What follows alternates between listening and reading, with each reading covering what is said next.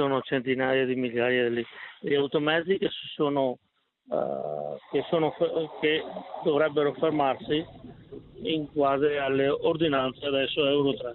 Esattamente, secondo i dati di Confartigianato Marca Trevigiana, sono 173.000 i veicoli veneti, di questi 34.600 trevigiani che rischiano di non poter accedere ai 16 comuni della regione, tra cui 7 capoluoghi di provincia, e nella Marca Trevigiana anche Montebellune e Conegliano, dal 1 ottobre off limits ai veicoli diesel Euro 3.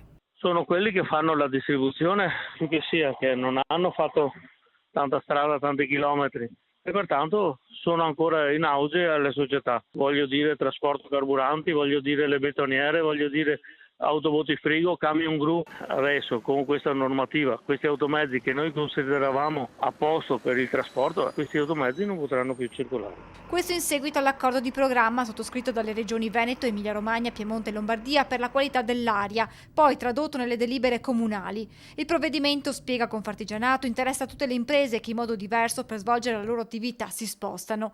Inevitabilmente, spiegano dall'Associazione degli Artigiani, si avranno un allungamento dei tempi di consegna delle merci e dei costi di trasporto. Adesso avremo dei buchi nella distribuzione. Il Veneto, contrariamente alla Lombardia, non ha fatto una politica di incentivi per tempo per riuscire a cambiare, eccetera.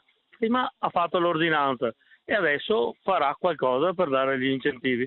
Quindi ci troviamo tutte le aziende impreparate a questo cambiamento. Per Confartigianato, 2 le strade che le aziende potranno imboccare. Chi avrà la forza cambierà i mezzi, Chi non ha la forza per cambiare i mezzi, cosa farà? smetterà di fare il lavoro. Da qui l'appello alla regione di Confartigianato. Noi chiediamo che ci sia una politica di incentivi per riuscire a quelli che vogliono riuscire a cambiare i mezzi, quindi una buona politica di incentivi. La seconda cosa, rivedere le ordinanze